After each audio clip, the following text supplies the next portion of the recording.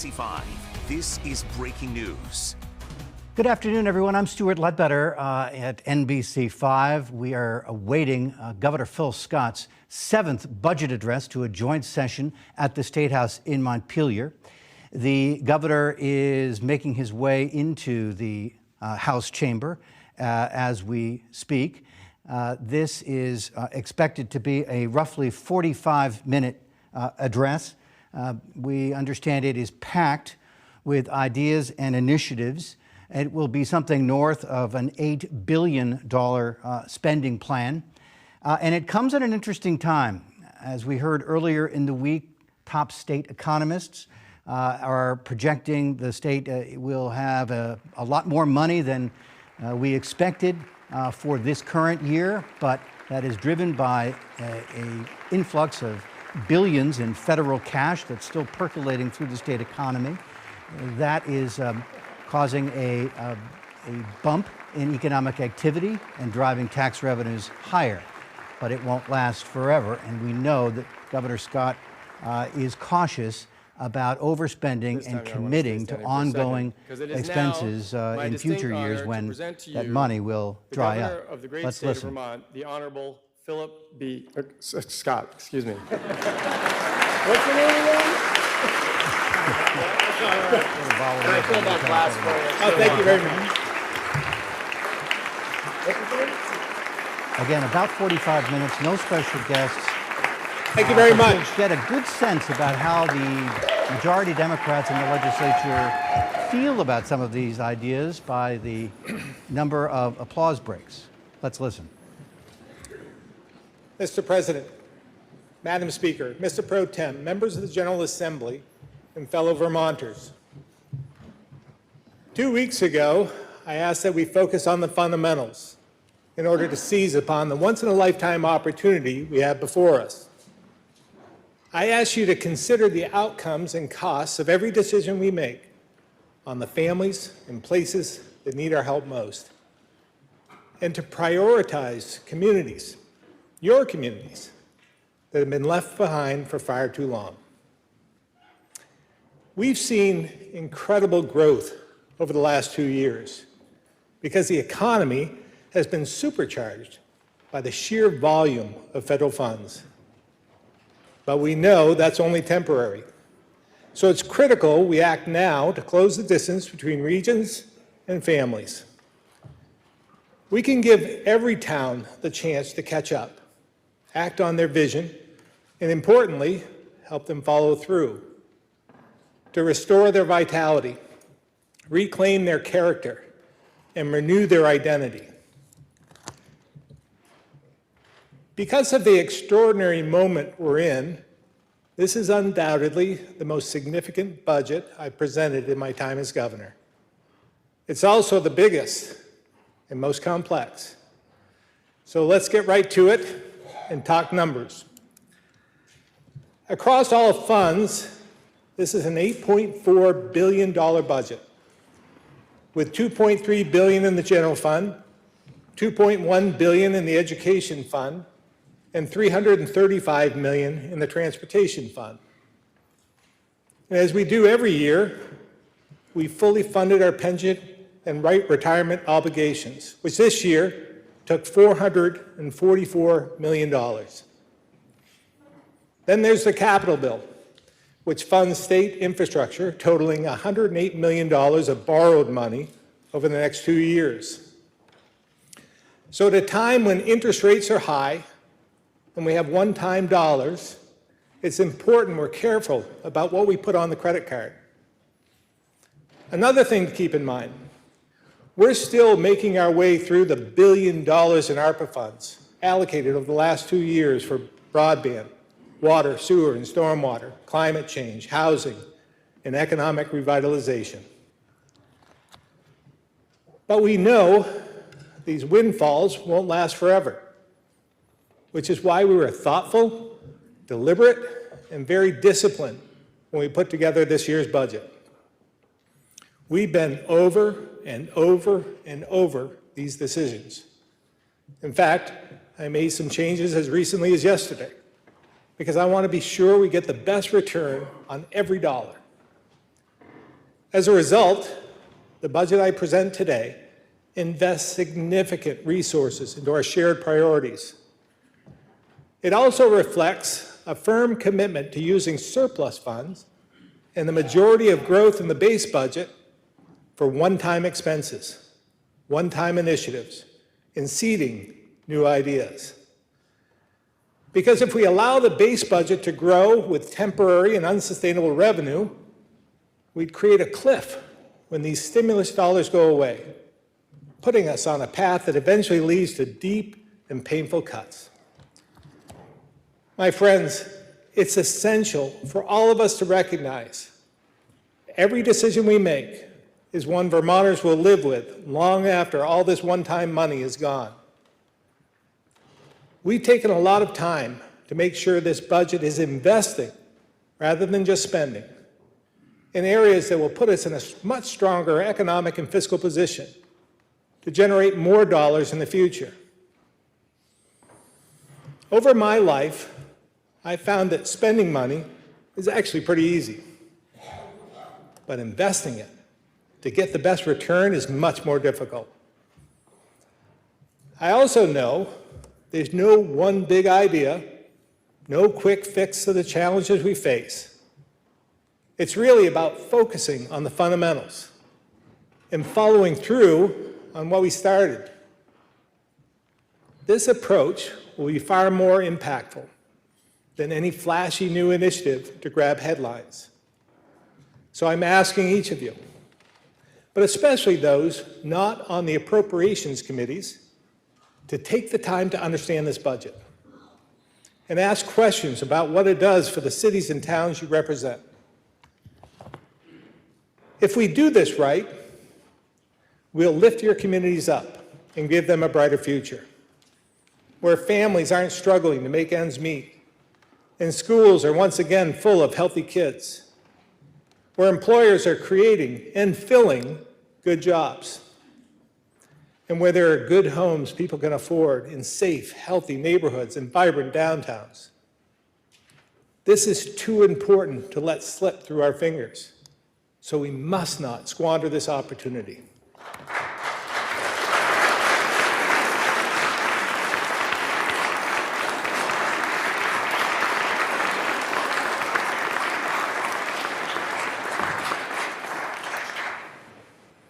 Perhaps the most valuable thing we could do with this year's surplus is make sure we get every single penny of the federal funding available to us in the next few years. Now, I know it's hard to keep up with all the federal programs like ARPA, ESSER, GEAR, CRF, IIJA, IRA, and many, many more.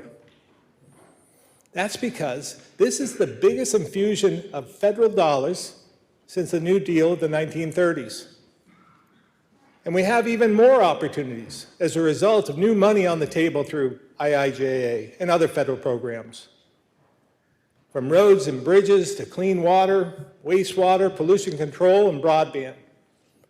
We can fund infrastructure projects that are essential to revitalize communities in every region. But to draw down this money, we must be able to pay our state share. So my budget commits $150 million to take full advantage of these federal programs. Now, I understand committing today's dollars to match future federal funding may not be appealing. So let me explain why investing it now is the best strategy. First, for every one of these state dollars, we get at least 4 federal dollars back. I think our treasurer would agree that's a pretty good return on investment.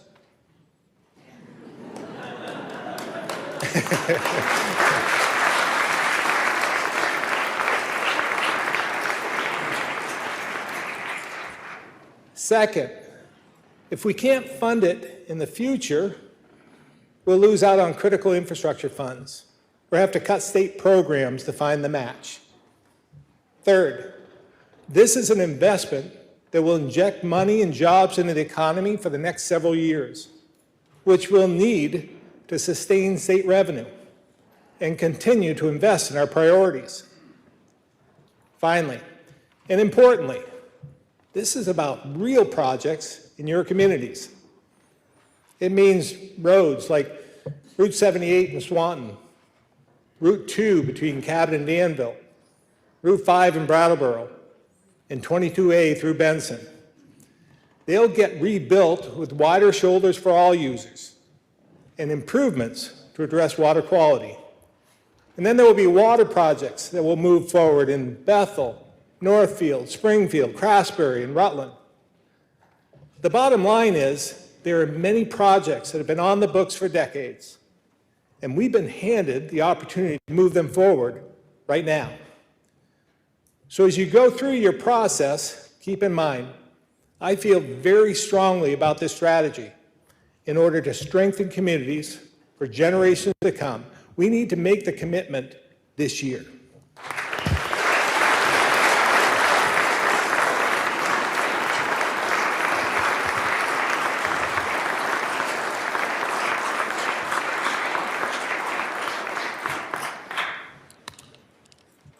To help make sure the billions in federal money we've received is benefiting more regions, we're using data to identify towns and villages that don't have the tools to go after state funding and have missed out because of it. Places like Halifax, Reading, West Fairleigh, Sutton, Rupert, Montgomery, Albert, and many more. They all need our help to level the playing field. With $3 million I've included in budget adjustment, we can help these towns and many others identify projects, apply for funds, and help see it through when funding is secured. And we can do more in this budget to help smaller towns and more rural parts of the state with $3 million to put the final touches on the Lamoille Valley Rail Trail, and $3 million in one-time working lands, and dedicate $10 million to strengthen agriculture by increasing processing capacity. To drive more growth and vitality in every region, let's stay focused on attracting more employers in more sectors. That's why we've worked to strengthen relationships across Canada, especially in Quebec, where we established a business office in Montreal last year. We've already brought 13 new businesses here and have many more looking for locations to do the same. But we sometimes lose out because we don't have the facilities they need, and with our permitting process, it would just take too long to build. I propose we learn from a model that's worked in places like St. Albans and invest $10 million to help local partners, like regional development corporations, build facilities in the regions that need them most. And we can treat RDCs and downtown organizations like the real partners they are, with an increase in their base budgets, because they're vital to our work to strengthen communities.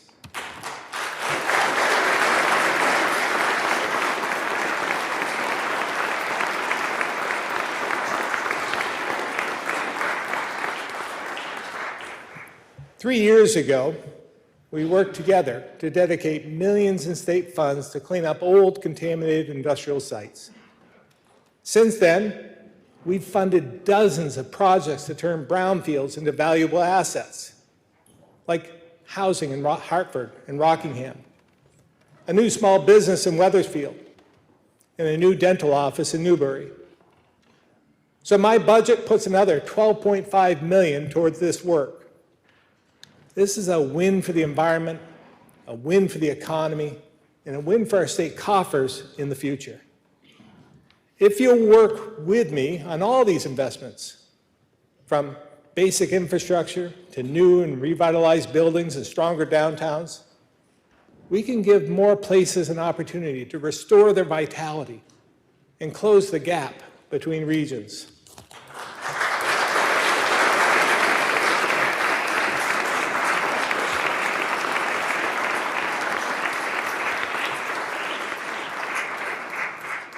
This also means keeping our communities and families in mind as we address climate change. The fact is, 70% of Vermonters rely on fossil fuels to heat their homes. To change this, We need to help people through this transition, not punish them. We must also answer some tough questions, which I get asked all the time, like, can our electrical grid handle the load needed for a cleaner, more affordable energy future? How will we make sure people stay warm or charge their vehicles when, not if, the power goes out? And most importantly, how do we make sure lower and moderate income families can afford the switch? Now, there are solutions to these questions, and I share the sense of urgency here, but we've got to get this right. Doing this strategically, with the understanding we can't hurt the very people we're trying to help, will ultimately get us where we all want to go, faster and with much less conflict. So my budget dedicates funding to our climate office to develop a real plan, outlining exactly what work needs to be done, on what timeline, and at what cost. And we'll bring this plan back to you so everyone can see the details. Because, as is the case for any project, like roads, bridges, and buildings, the legislature has an obligation to debate and vote on these specifics in bill form, and then send it to the governor for action. Real plans get real results. So let's join together to do what we've done with transportation projects, capital projects, and clean water, and do this work right. It's important to know there are some meaningful steps we're taking right now while we do the more detailed planning. We're currently investing nearly $250 million of ARPA money to reduce emissions and increase resiliency. On top of this, we're receiving new funding through the Infrastructure Investment and Jobs Act and the Inflation Reduction Act so we can weatherize more homes and provide more incentives to purchase electric vehicles, appliances, and cleaner home heating options.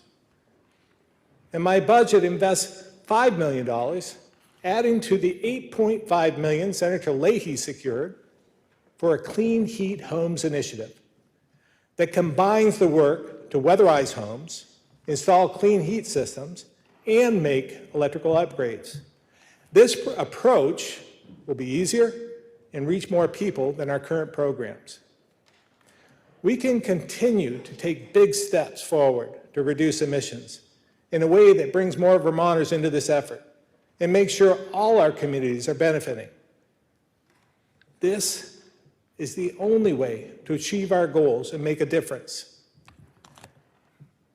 There's no question, in order to have strong communities, we have to stay focused on health and safety.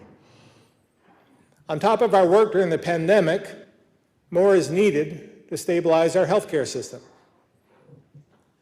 The workforce shortage and our demographics means we see older, sicker patients with fewer providers to care for them. So while we work on the underlying fundamentals, I propose another $10 million in one-time stabilization. We also need to make sure those who can leave the hospital but still need care as they recover have support from home health agencies. To help them do that, we should eliminate their provider tax, freeing up about $6 million, which is especially important due to recent federal cuts to Medicare rates. Next, let's help more vulnerable Vermonters access critical dental services. Today, it's next to impossible for many Medicaid patients to get dental care because Medicaid only pays 50% of the commercial rates. This makes it very difficult to sustain a dental office in communities with a high percentage of these patients. Access to dental services for both adults and kids reduces chronic disease and has other positive impacts on physical and mental health, self-esteem, and even on the ability to get a good job. So let's help these families by increasing the Medicaid rate to 75% of the commercial rate.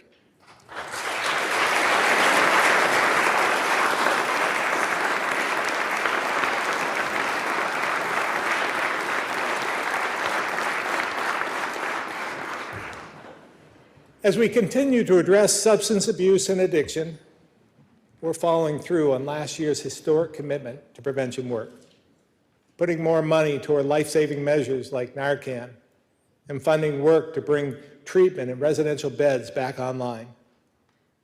And because we see a tremendous overlap between substance abuse and mental health, I propose $9.2 million to fund a 2-year pilot that helps primary care doctors better address both in a way that supports kids and families in more areas of the state. As I said 2 weeks ago, we have a lot of ground to make up in our mental health system. If you'll work with me in BAA, we can add up to 12 youth mental health beds, which will get kids in crisis the help they need and reduce pressure on emergency departments.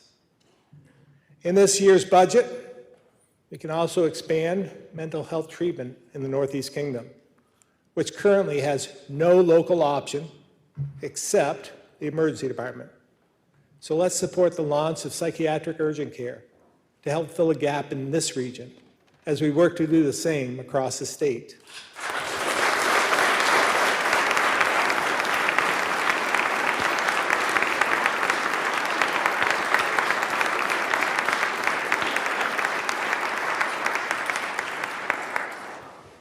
All of this intersects with public safety challenges. Violent, mentally ill adults need both treatment and a secure setting. But if they don't meet specific federal criteria, they can't stay in the state psychiatric hospital. So my administration has identified beds to help fill the gap without impacting the budget. In the Capitol bill, we're funding work to plan for a new facility, to do the same for violent youth. We can also invest in law enforcement and victim services with almost $2 million to fund the Criminal Justice Council's work to improve training curriculum. And we'll add resources to train officers on fair and impartial policing and stabilize support for victims of violent crime. I also propose $1.3 million to fill a perennial funding gap for E911 due to fewer landlines in Vermont. But this may be part of a larger conversation we need to have about dispatch, because we find ourselves in the same intersection we've been stalled at for decades. So we need to ask ourselves 2 basic questions before we're going much further. Should we provide a statewide system that all communities use? And if so, will we ask all communities to pay for their share, or do we fund it all with state funds? That's really the crux of the issue. The sticking point has always been about who pays and who doesn't. So only after we answer those basic questions can we develop a plan for the future. To reduce violence and drug activity in a lasting way, I've dedicated $10 million to help communities unify the work of local public safety and human service teams on the ground. We're developing this model in Bennington right now, and we expect to see some good results. So we need to be prepared to swiftly replicate it across the state. If we get this right, this could be a powerful way to help all communities turn a critical corner. Our public safety work always includes attention to root causes, which is why so many of our investments are focused on prevention and economic security. And this includes housing. That's why we'll continue with our comprehensive plan to address homelessness. We've already dedicated more than $400 million for emergency housing, shelter beds, temporary rental assistance, and paying down back rent. My budget funds another $26 million in one-time funds this year and sustains general assistance housing.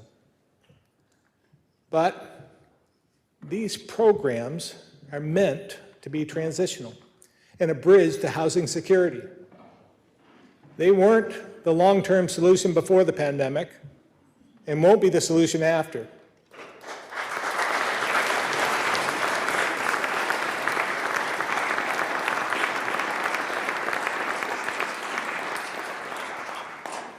We need to step up our efforts to provide permanent homes for these families and others across the spectrum.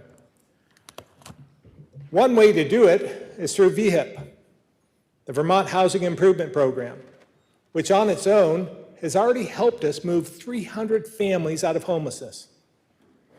And because it improves existing buildings, it revitalizes neighborhoods and has helped us increase the number of units at about 1/10 the cost of other investments.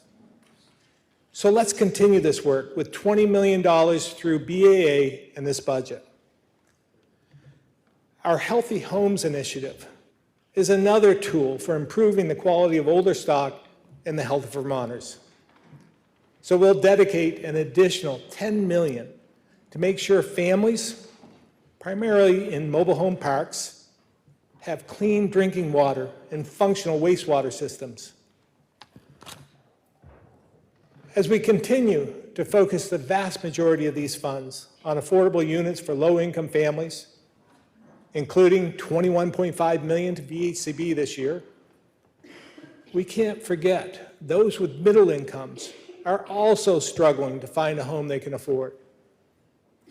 Last year, we worked together on a new approach, but it's far from enough, especially in communities where housing quality has decreased, along with a decline in employers, jobs, workers, and students. So this year, let's put another $20 million toward missing middle to start a revolving loan fund to help bridge the gap, making it possible to create more middle-income rental units. There's no doubt we need to invest more in this area, but it's not just about the money. Even with the hundreds of millions of dollars we've spent over the last several years, we still need to add thousands of homes to meet the demand. So the smallest housing investment in this budget, $500,000, may be the most important, because it will help municipalities make updates to zoning laws that I hope we pass this year. As I said 2 weeks ago, if we want to see these investments turn into actual homes at the speed and quantity we need, we must make regulatory reform a priority this year.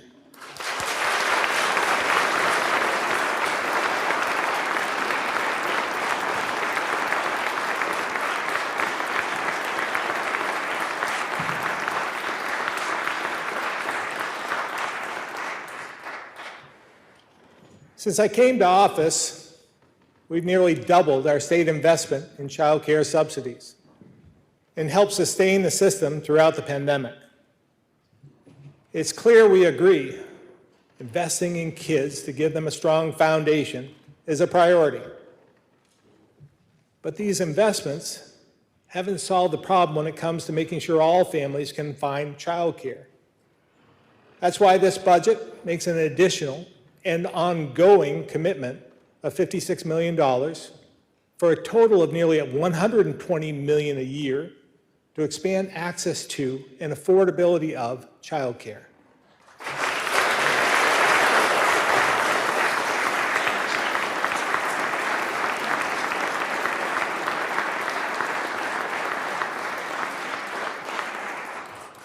Using existing sustainable revenue growth, not a new tax, this funding would achieve three important goals.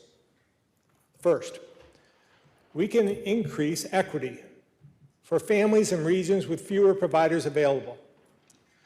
Currently, regardless of income, a family gets less money if there's not a specific type of child care center in their area. These subsidies should be about the needs of the family, so we need to fix this. Second, we've made huge progress to help expand access to after school, and I want to thank Senator Sanders for his partnership on this. But some of these programs aren't eligible for a subsidy, keeping them out of reach for many families. So I once again propose to change this, and this budget includes the funding to do just that. Third, we can expand our child care subsidy to cover families at 400% of the federal poverty level, giving thousands more kids the early care and learning they need.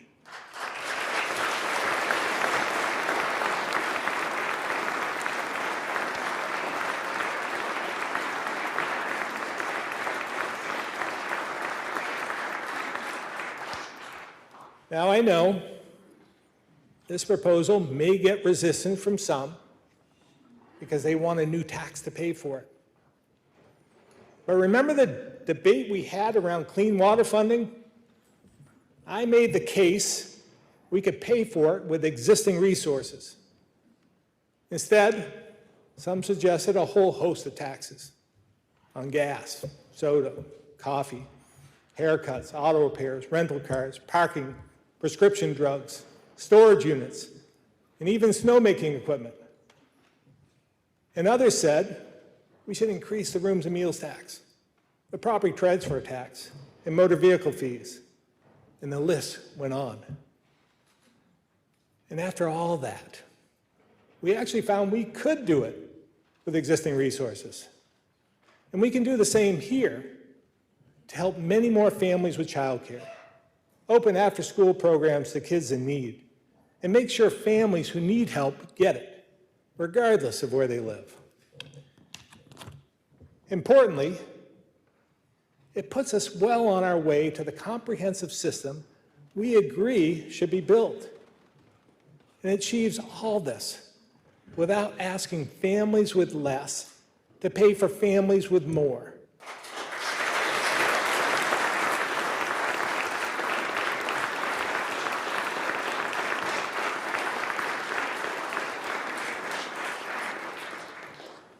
Similar to paid family and medical leave, we can show it's possible to fund priorities without raising taxes.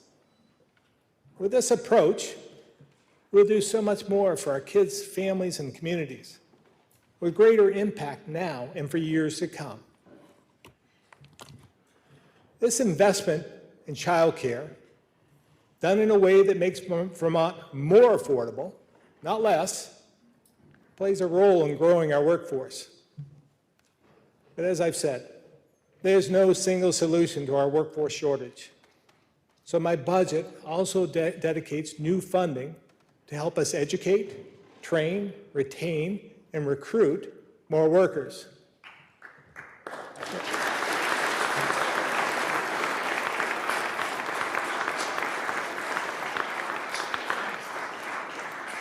When I came to office, the state was investing $25 million a year to the Vermont State College system.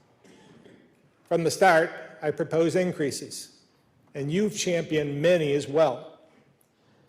Fast forward to today, with the $2.5 million more I'm proposing, our annual investment could grow to $48 million.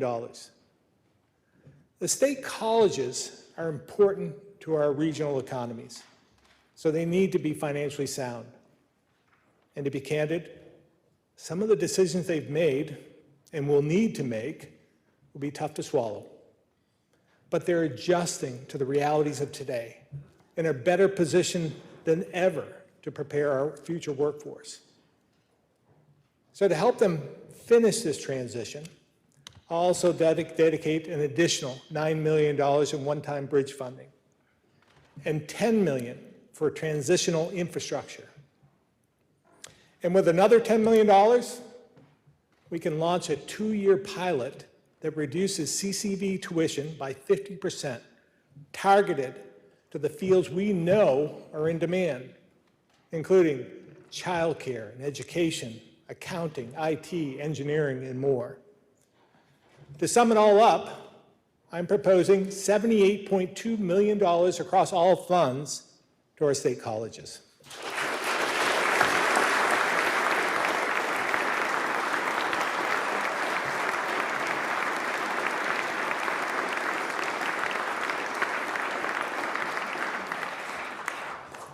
We should also continue to support UVM's Upskill Vermont Scholarship and free tuition through VSAC's 802 Opportunity Program, with a total of $6.4 million this year, to give low-income Vermonters free courses, helping them gain new skills for good jobs.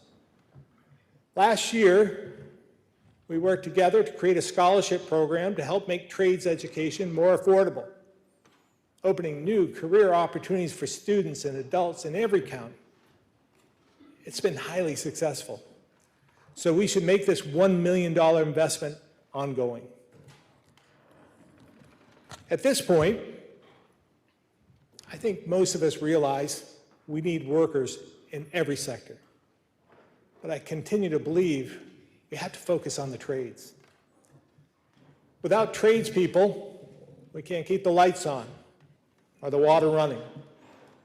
We can't keep the roads or the vehicles on them safe. We can't build the houses or businesses we need, maintain our hospitals or schools, or keep up with our climate mitigation projects. Without them, we really can't do much. I remember being a kid at Spalding. As you might imagine, I was a gearhead. I loved working with my hands to create and build things. It helped me understand how things work or why they don't. I had a knack for it and really enjoyed it, and still do. But I also remember how it felt being caught between two worlds. One taking me on the traditional path to college, and the other was literally building that path instead of just envisioning it. I'd take my college prep classes in the morning and then head off to the vocational center in the afternoon. At that time, the vocational program was typically for those kids who weren't going to make it on what was considered the normal path.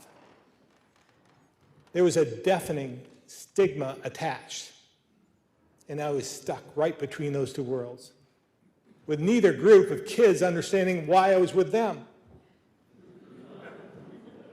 That may have been the start of me being a centrist, by the way. We knew then, and we know today, that looking at these students as just shop kids couldn't be further from the truth. And if you don't believe me, I can introduce you to lots of electricians, plumbers, and contractors who'd be happy to talk to you about how rewarding and lucrative it is. I think most of us have probably already recognized just how smart they are when we've needed them on a weekend to bail us out of a jam with an electrical problem, a water heater leak, or a sewer pipe failure. I believe everyone is born with a gift. Sometimes you just need to explore long enough to find it. And who knows? Maybe someday in the future, another one of those shop kids will become governor. Everyone, from teachers and guidance counselors to parents and policymakers, needs to make a real effort to end the stigma around CTE and trades training.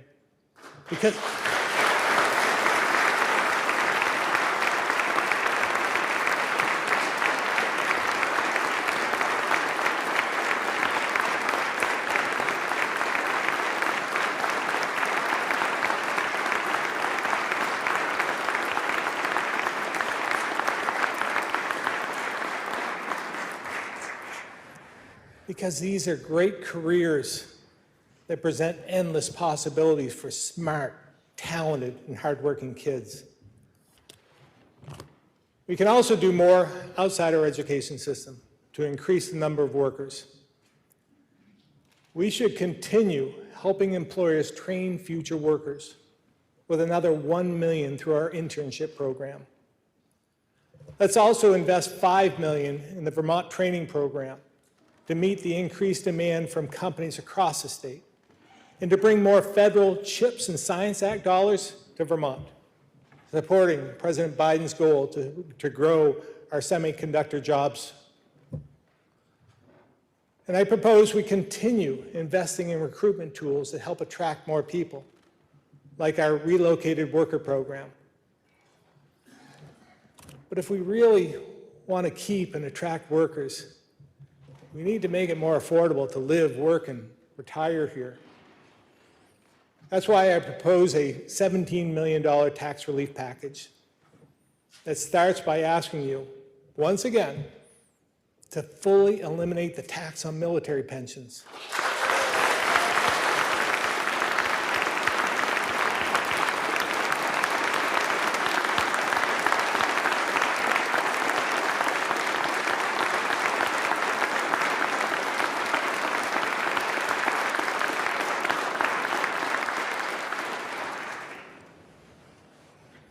Veterans are some of the best trained and motivated workers available. It's long past time to make it possible for them to start second careers here and not in one of the 38 other states who don't tax military pensions like we do. We can also expand our Social Security tax exemption for seniors and the Earned Income Tax Credit, a highly effective anti-poverty tool to put more money in the pockets of hardworking, low-income families.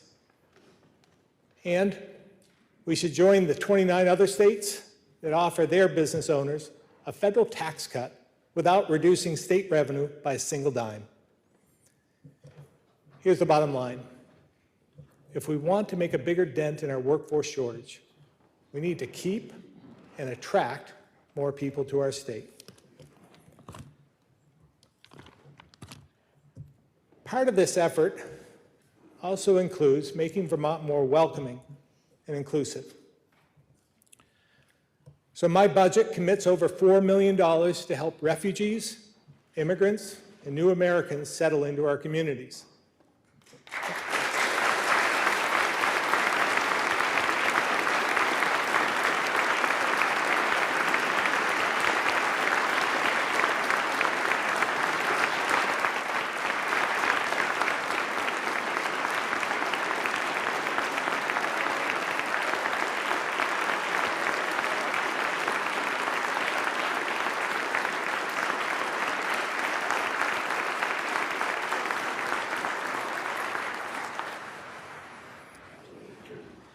Now I want to take a minute to talk about the importance of immigration.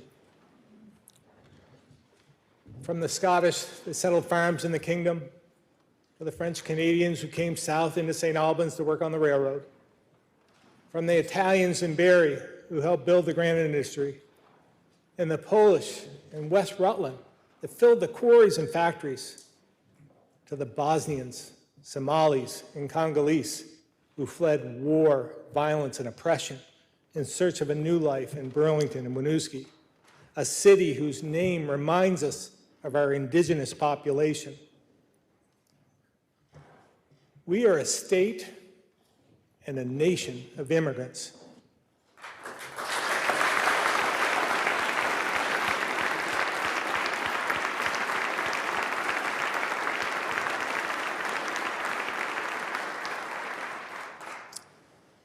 President Reagan said, "Other countries may seek to compete with us, but in one vital area, as a beacon of freedom and opportunity that draws the people of the world, no country on earth comes close." This, I believe, is one of the most important sources of American greatness. Today, that source of greatness is broken, with real challenges on both sides of the argument. And that's part of the problem. It's an argument. It's not a conversation. It's just two sides talking over one another, with nobody listening and no compromise in sight. And both sides setting themselves up for the next election. So once more, Vermont can lead the way. With compassion and courage, we can do our part to welcome those bold or desperate enough to leave their lives and all they've ever known behind, to travel thousands of miles just to live the American dream. There's nothing more American than this. And the fact is, we need them. We need their diversity and culture, their ingenuity and labor, their hope and optimism. So let's do our part here in this brave little state to fulfill our nation's promise and once more light the way to that shining city on a hill.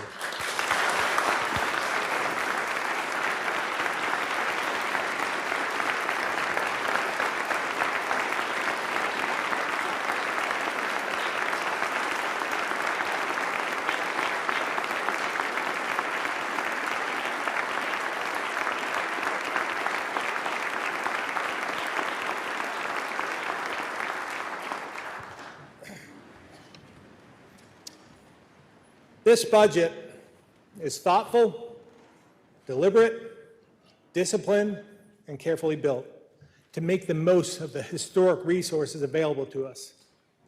It's focused on investing, not just spending, to get the best results and grow revenue so we can move families and communities ahead. It prioritizes the regions and people who need our help most to deliver an increasingly healthy and vibrant economy in each of your communities. It funds work to lift Vermonters up with the dignity of a good job and stable housing and letting them keep more of what they earn.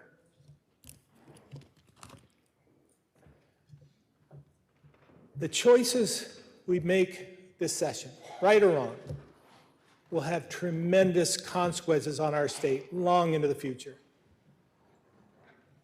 So let's make the right decisions, not just the easy ones, because there are moments in history, rare opportunities to have a truly historic impact for those we serve.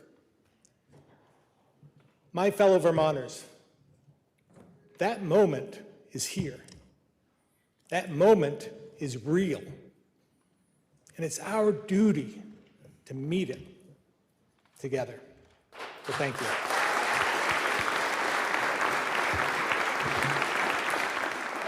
Governor Phil Scott wrapping up a 45-minute budget address, his seventh of his tenure, to a joint session in Montpelier. You see Lieutenant Governor David Zuckerman to his right and House Speaker Jill Krowinski to his left. This is a big spending plan he's proposed today, $8.4 billion overall. Total spending would rise about 8%, but he is keeping some in reserve for the future, when the state will need to come up with federal matching dollars to take full advantage, he said, of the federal infrastructure spending and the rest, which he said we really need to maximize to make to help transform Vermont's economy. He proposed tax relief. He proposed expanding dental care in rural areas, a big emphasis on improving Vermont's aging housing stock, expanded child care with much more generous child care subsidies, but no new tax, which is something many Democrats are thought to favor. More spending on higher education for UVM, for CCV, for the state colleges, and as you heard at the end, a real push for immigration. We need them, the governor said, and we are a state and nation of immigrants. So begins the 4-month or so budget process in the House and Senate, which is comprised of a lot of Democrats with whom the Republican governor will have to work. There's Governor Scott leaving the House chamber in Montpelier. We will have the full budget address posted online later at mynbc5.com, and we'll have highlights and reaction for you coming tonight.